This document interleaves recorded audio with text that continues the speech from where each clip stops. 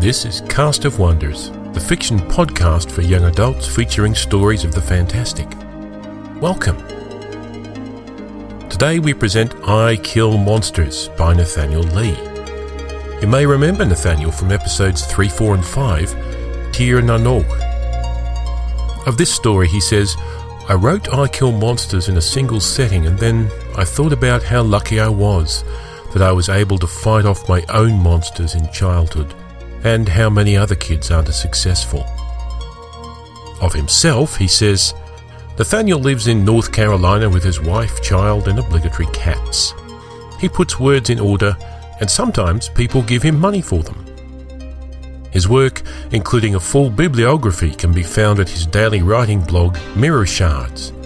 That's mirrorshards.org, where he publishes a 100-word story most days. Please check the show notes for details. And now, we've a tale to tell.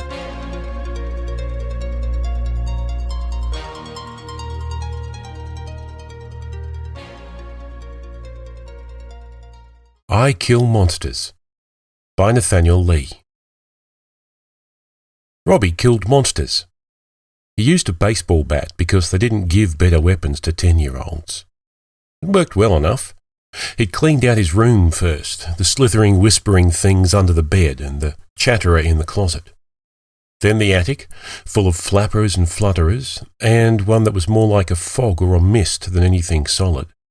He'd poked holes in it with the bat, then swirled the bat around until the drifting fog thing shrieked and funneled up through a crack in the ceiling like a tornado in reverse. The last monster he killed was in the basement, where the strongest monsters always live, down near the earth and the dirt and the rot and the dark. The monster in Robbie's basement was a fetid, swollen worm of a creature, with a mouth of flat, grinding teeth. He'd hit it right between where the eyes would have been and kept hitting it until it was a pulpy mass. It had taken him 3 days to finish breaking it into chunks and burying it in the backyard. Robbie's backyard was peppered with mounds of dirt, some overgrown now with grass, others still fresh. His neighbour, Mrs. Cotterley, thought Robbie was just a spectacularly bad goldfish taker care of. Robbie patrolled the backyard nightly to make sure the monsters weren't coming back. Robbie sometimes wondered if other kids saw the monsters like he did.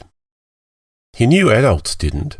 Mum had gone down to the basement every week to do the laundry and never once mentioned a 20-foot acid-drooling spined worm that smelled like nail polish and farts. She'd even done laundry the week Robbie had killed it, but she never seemed to notice its decomposing corpse.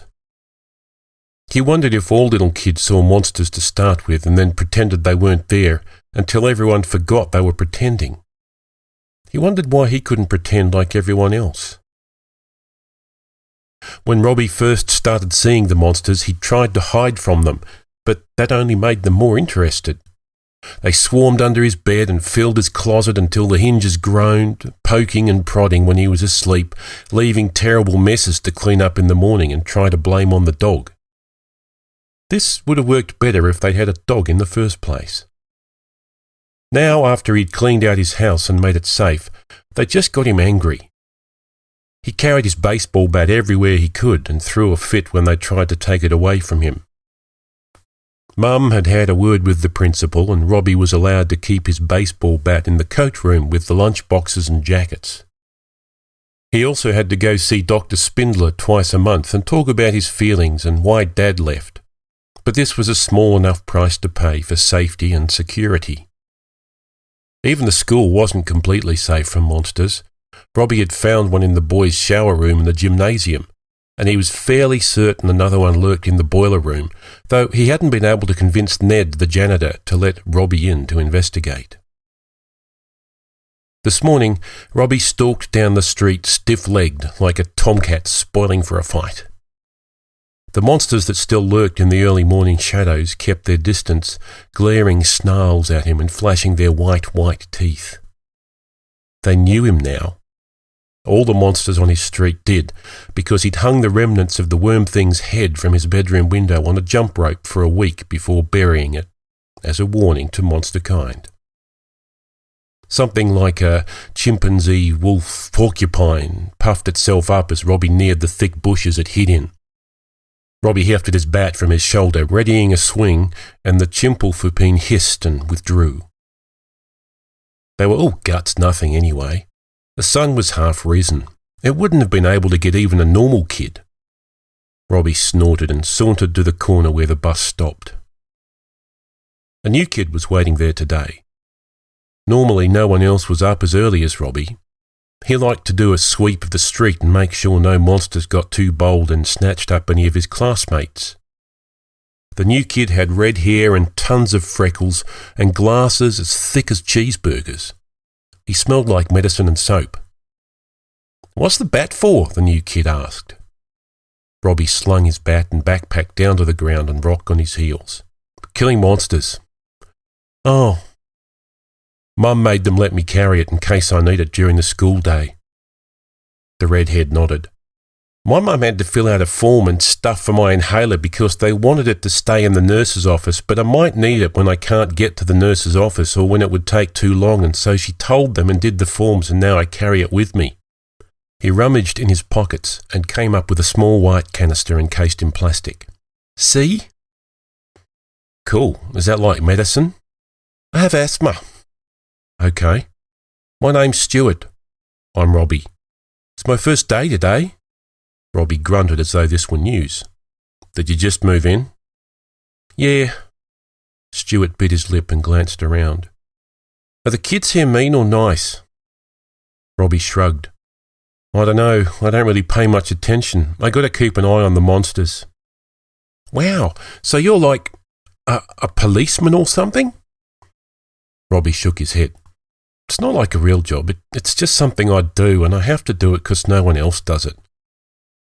Stuart was silent for several moments. "Do you really believe in monsters?" "I have to if I want to kill them." "Oh, do you think maybe that's why no one else does it? Because they don't believe in monsters?" "Dunno. Maybe." Stuart bit his lip again. It was chapped and raw. Apparently this was a habit. "Can you kill a monster in my house? I'll give you $2. He dug in another of his jacket's many pockets and retrieved a pair of crumpled green bills. "Mum gave it to me for lunch, but I'd rather have the monster gone." Robbie thought about this. He'd never asked for money for monster killing before, but then no one had ever believed him when he told them about the monsters. He shrugged. "Okay." Stuart's monster was weird, even for a monster. At least in Robbie's experience of monsters, he'd never seen one like it. Monsters were hard to pin down. He tried to catalogue them a bit. He wasn't good at organising or examining or hypothesising or any of the scientific method because he'd flunked that quiz, but he kept some notes and tried to keep track of what monsters tended to live in what places. He'd seen oozers and slimers, chatterers and clatterers, flappers and flutterers, and all manner of wispy, ghostly, claw-bearing things. The monster that Stuart described, though, was unlike anything in Robbie's lexicon. "It's shiny and metal, like a big metal spider, but with claws and stuff," Stuart said. They were crouched in Stuart's room, using his blanket for a makeshift tent while they planned their assault. Stuart's mother had given them cookies made with whole wheat flour and tousled Robbie's hair like a maiden aunt. "You sure it's a monster and not a robot or an alien or something?" "Is there a difference?" Robbie shrugged. It was a good question. "It lives in the basement." Of course it did. Robbie sighed. Basement monsters were the worst. "Come on, hand me my bat. We'll have to go down to it. You can't lure basement monsters outside. They're too smart." Stuart reached out a hesitant hand as though the bat were electrified and booby-trapped. "Go ahead," said Robbie, scooting out from under the blanket. "You can carry it down for me." "Wow, really?" "Come on, better do it while the sun's up." It really was kind of like a spider, or maybe a crab. It was hard to see it in the shadows, but it glinted in the glow of the single bare bulb, and Robbie followed the edges. Stuart cowered back by the stairs, his eyes big behind his glasses that caught the light just like the monster's polished steel. The monster steamed and rattled, emitting a piercing tea kettle wail when Robbie smashed the big click-clacking cylinder in the middle. It slashed out with its big front claw, and Robbie ducked, then swung sharply and shattered the joints 1, 2, 3. The claw fell to the floor with a clatter, and Robbie moved in for the kill. "Look out!" Stuart's cry came too late. With a clatter of metal that sounded somehow triumphant, the monster unveiled its hidden weapon, a stinger tail tipped with a needle a foot long. Something dripped from the end of it. Robbie could see the light gleam on the droplet as it fell. He was in too close, with no room to manoeuvre. The tail came down faster than Robbie's eyes could see. There was a sharp clang, like someone slamming the swing set pole with a stick. Robbie opened his eyes again. Stuart stood beside him, right in amid the flailing legs and whirring gears. He held the monster's fallen claw, one sharp blade in each hand, crossed overhead like swords on a pirate flag. The stinger tail quivered, held by the blades, its tip mere inches from Robbie's forehead. Stuart's arms trembled. "Hurry!" he rasped, wheezing. Robbie came to his senses and lifted the bat overhead in both hands.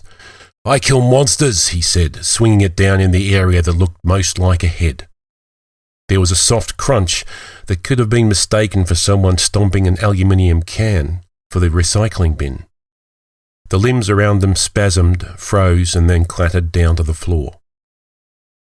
"You did it!" Stuart was ebullient. He grabbed for his inhaler. It hissed twice. Stuart heaved a breath and then coughed. "Everyone on TV always has a cool line to say at the end," said Robbie. "I can never think of anything funny." "Who cares? You're like a hero. You need a hero name like Super Smasher or something. If you get a good name, then you can have a special finishing move and a line to go with it. Oh, almost forgot. Here." Stuart handed over the $2. Robbie looked at the money. "You helped," he said. "I don't think I get paid if I don't do it alone." "Oh." Stuart looked at his left hand, which still clutched the monster's broken claw like a giant pair of scissors.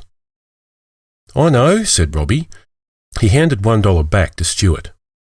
"Here, you're like a subcontractor. My dad used to do that." "What's that?" "Like, I hire you to do part of a job that I got hired for, and then I pay you out of what I get paid." Stuart picked up the dollar thoughtfully. "So I'm a monster hunter too." Robbie shrugged again and pointed to the claw in Stuart's hand. Stuart grinned a long, slow grin. "We should advertise," said Stuart. "I bet we could make a lot of money, more even than mowing lawns. Not everyone needs their lawn mowed, but nobody likes monsters." They did make money, it turned out, even if they usually ended up giving most of it back. Robbie hadn't had any idea there were so many kids with monsters in their houses. He'd figured his house was some kind of monster hotspot, but once you went looking, they were everywhere. Stuart made up posters and hung them around the neighbourhood after they got in trouble for putting them up in the hallways. He couldn't carry his severed monster claw with him at school because it was sharp and could make the police come, but he did remind Robbie several times per day to call him by his monster hunting code name, Ultra Blade. Robbie was technically Captain Crushinator now, but he generally preferred just Robbie. It was Stuart's idea to go to the talent show.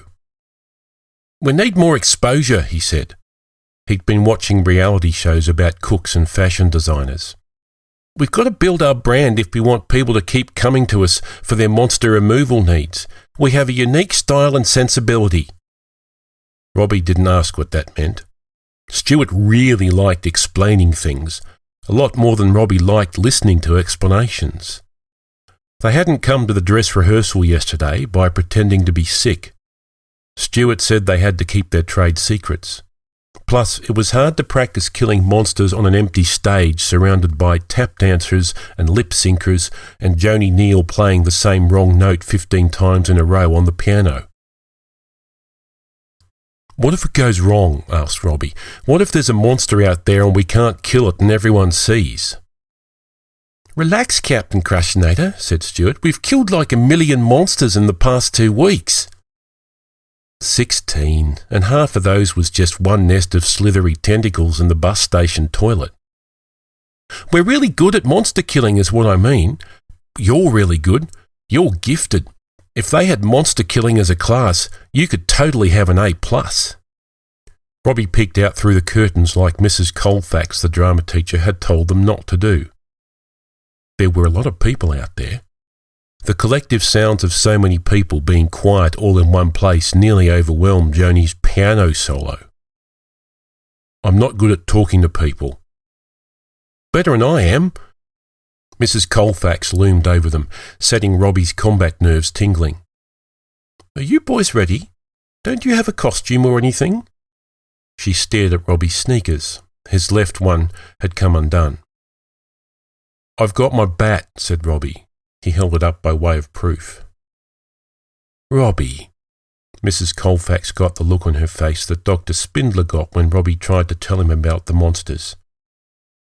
This isn't a show and tell, sweetie. You boys have been awfully secretive about this little play you're putting on. Something about monsters? It's okay, Miss Colfax, Stuart interjected. We're ready to go. Mrs. Colfax's lips twisted up like they wanted to get away, but she only said, We're going on in 5 minutes.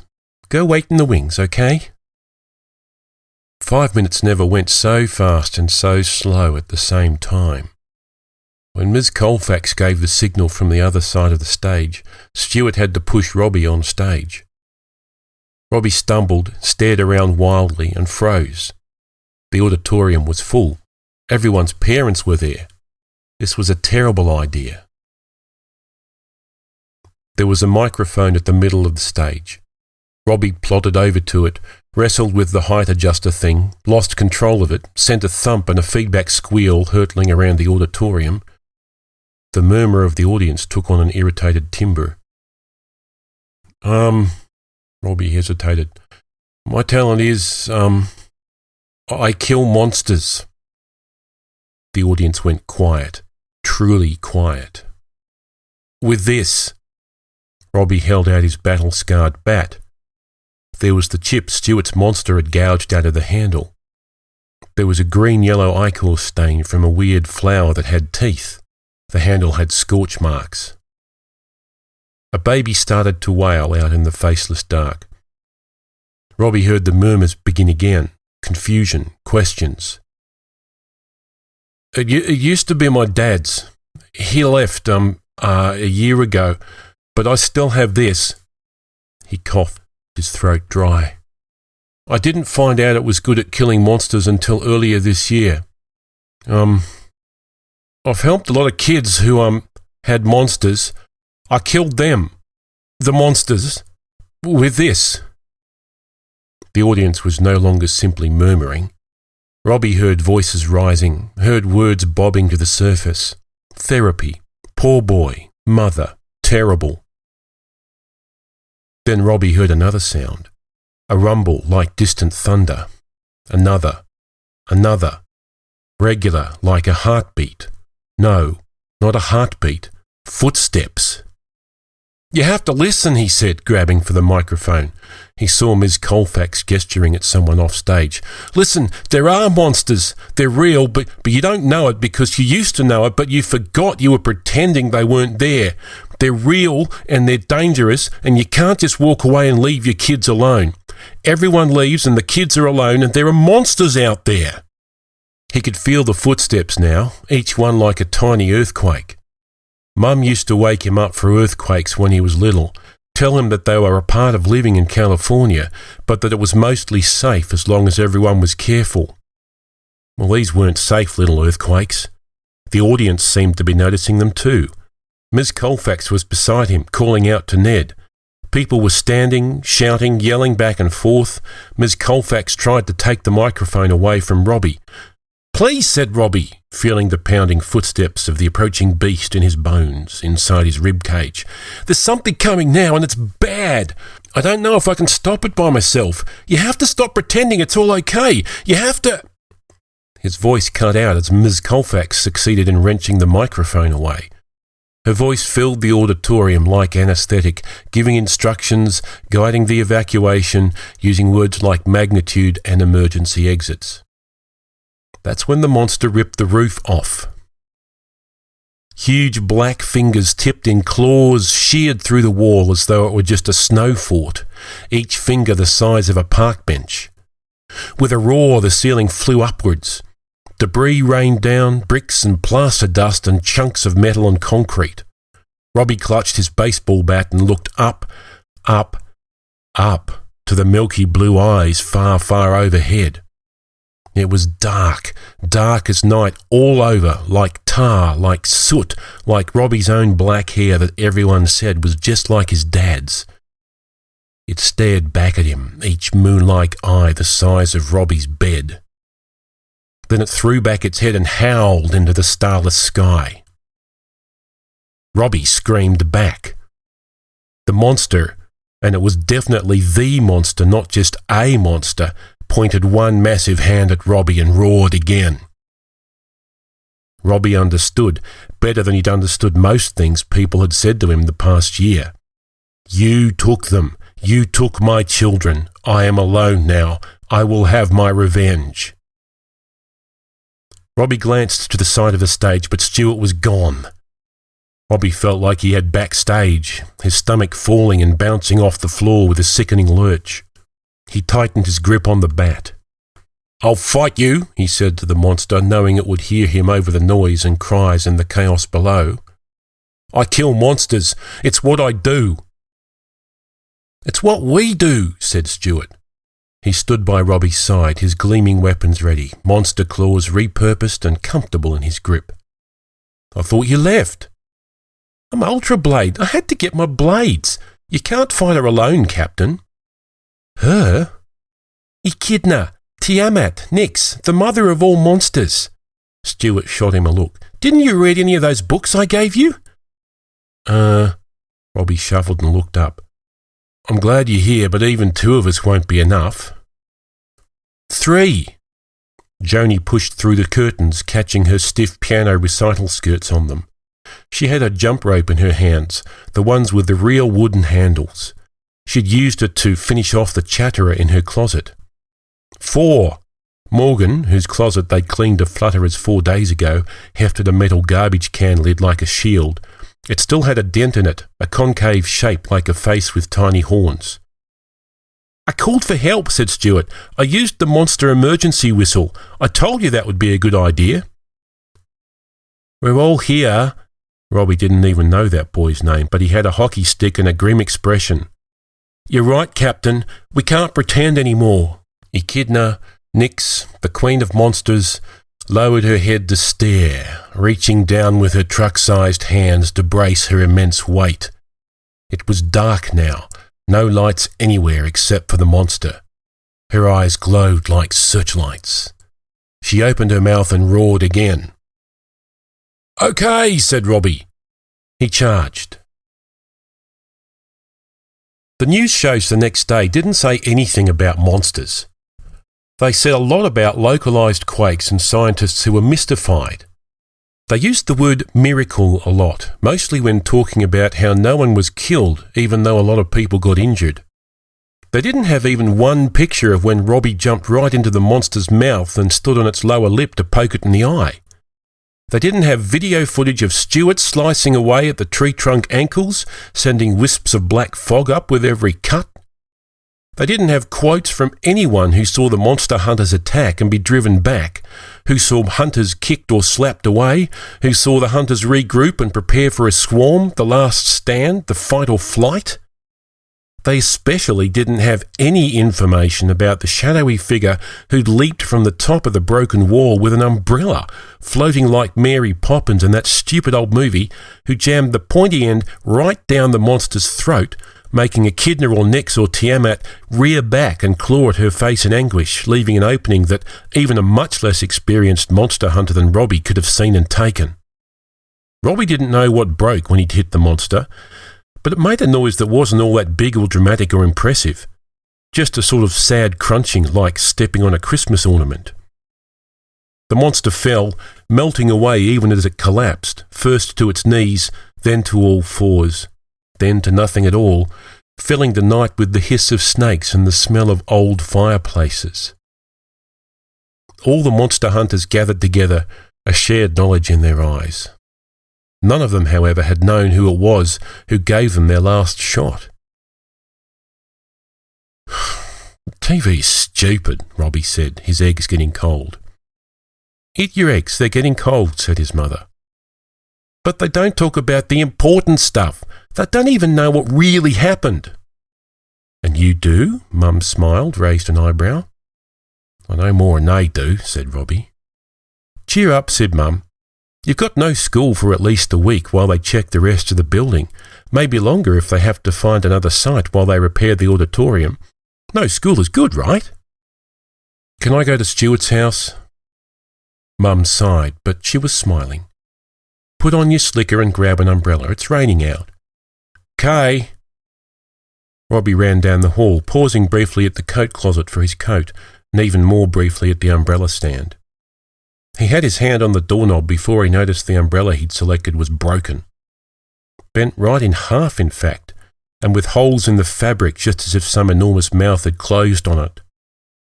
Robbie lifted the umbrella to his face and sniffed. Snakes and ashes. He looked back down the hall to the kitchen. Light spilled out, splashing on the floor of the hallway. He saw his mother's shadow cross that light, heard the clank of dishes in the sink. Have a good time, sweetie. Robbie hesitated, then put the umbrella back and carefully selected another one. I will, Mum. Be safe. I will, Mum. Robbie pushed open the door and ran outside. Raindrops fell like fingertips on his face. The sky was grey overhead, and it was better than the black. Robbie didn't pretend, and he'd left his baseball bat at home, but he made it to Stuart's house okay anyway.